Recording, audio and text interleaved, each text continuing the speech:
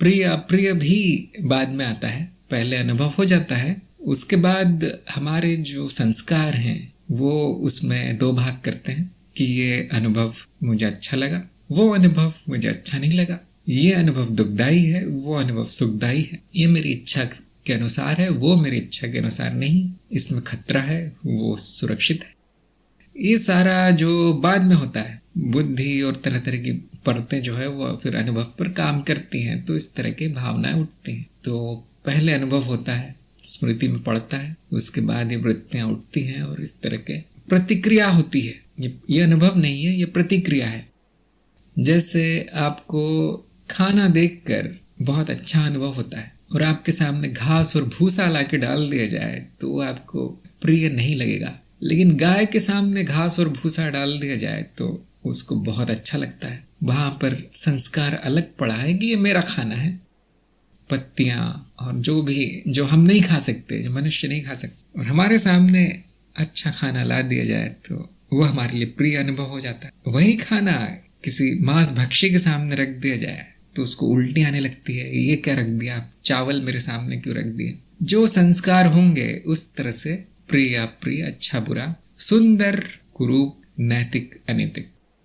हाँ, किसी भी तरह की पीड़ा हो, किसी भी तरह का सुख हो, सबका बाद में होता है वर्गीकरण, पहले अनुभव होता है। और यदि आपकी चेतना जागृत है तो ये होता हुआ दिखेगा और फिर आप फंसेंगे नहीं उसमें, प्रतिक्रिया में फंसेंगे नहीं।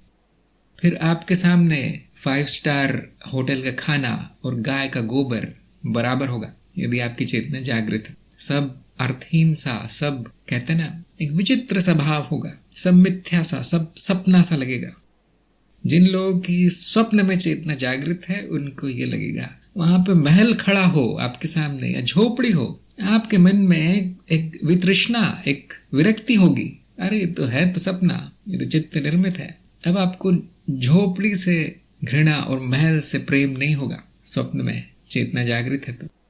इसी तरह से जागृत अवस्था भी एक तरह का स्वप्न है। यहाँ पे अज्ञान ये है कि महल और झोपड़ी सत्य है और इसीलिए वो आसक्ति हो जाती है और इसीलिए वो जीव दुख भोगता है, क्योंकि सत्य नहीं पता अभी तक।